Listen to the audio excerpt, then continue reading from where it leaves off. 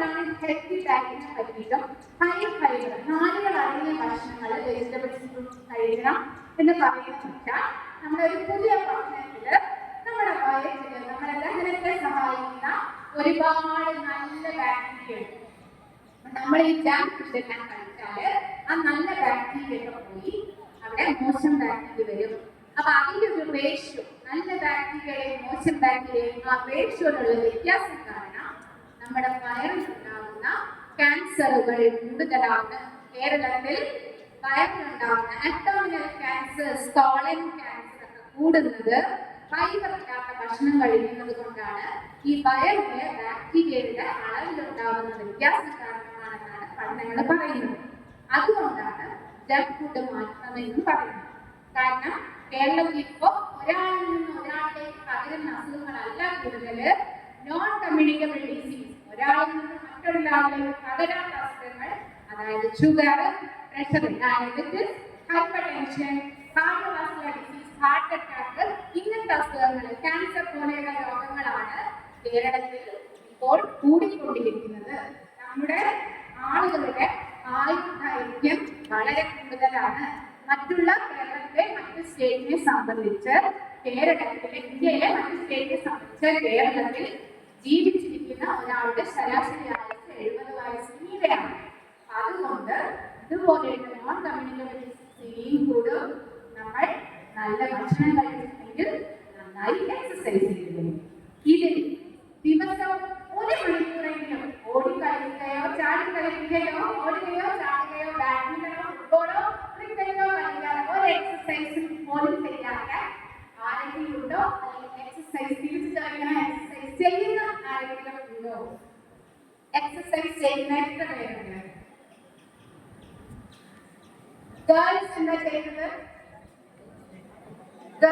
ചെയ്യുന്നത്? എന്താണ് ചെയ്യുന്നത്?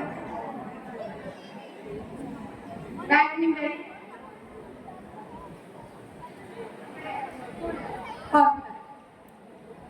അപ്പം എക്സസൈസ് വളരെ വളരെ ഇമ്പോർട്ടൻ്റ് ആണ്.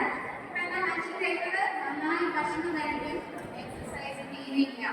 അപ്പം അത് നമ്മുടെ ജീവിതത്തിന്റെ ഭാഗമാക്കണം. നിങ്ങൾ എപ്പോഴും പറഞ്ഞിട്ടുണ്ടാവും, കേരളത്തിലെ എഡ്യൂക്കേഷൻ US സ്റ്റാൻഡേർഡ് ആണ്. കേരളത്തിലെ മാതൃശിശു മരണനിരക്ക് US സ്റ്റാൻഡേർഡിലാണ്. അതുപോലെ ഇവിടുത്തെ ഡെത്ത് റേറ്റും US സ്റ്റാൻഡേർഡ് ആണ്. പക്ഷെ നിങ്ങൾ വിദേശ രാജ്യത്ത് 70 വയസ്സോ 60 വയസ്സോ ഒരാൾ ജീവിക്കുന്ന പോലെയല്ല കേരളത്തിലെ 70 വയസ്സ് 60 വയസ്സായി ജീവിക്കുന്നതാണ്. നിങ്ങളുടെ വീട്ടിൽ തന്നെ നിങ്ങളുടെ അമ്മയോ അപ്പനോ ഉണ്ടെങ്കിൽ അറിയാം, അവർക്ക് ഇല്ലാത്ത വേദനകൾ ഉണ്ടാവില്ല, ഒരുപാട് പ്രശ്നങ്ങളാണ്.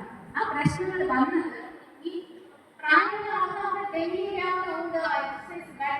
അങ്ങനത്തെ ഒരു കായികമായിട്ട് എക്സസൈസ് ചെയ്യുന്നത് അവരുടെ ജീവിതത്തിന്റെ ഭാഗമായി കഴിഞ്ഞു. നമുക്ക് അങ്ങനെ ഒരു എക്സസൈസും ഇല്ല, പോരാത്തതിന് ഇതുപോലത്തെ ഹൈ ഫാറ്റ് ഫുഡ് കഴിച്ച് നമ്മുടെ കരുത്ത് മുഴുവൻ മോശമായി.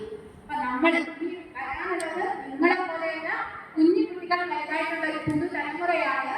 അവർക്കെങ്കിലും ഒരു എക്സസൈസിന്റെ നല്ല ഭക്ഷണ രീതിയെ നിങ്ങൾക്കെങ്കിലും ചെയ്യാൻ പറ്റണം. ഡെയിലി നിങ്ങളെല്ലാം അറ്റ്ലീസ്റ്റ് 1 മണിക്കൂർ ഓടിക്കളിക്കണം. അല്ലെങ്കിൽ വീട്ടിൽ സൈക്കിൾ എടുത്തിട്ടെങ്കിലും 1 മണിക്കൂർ നിങ്ങൾ വീടിനടുത്ത് സൈക്കിൾ എടുത്ത് ഓടിക്കണം. അപ്പോൾ നിങ്ങൾ എപ്പോഴും ചെയ്യേണ്ടത് എല്ലാ മസിലുകളും ഇളകി കളിക്കുന്ന എക്സസൈസുകളാണ്. അങ്ങനത്തെ exercise it is not at all a yoga. Yoga not a good exercise.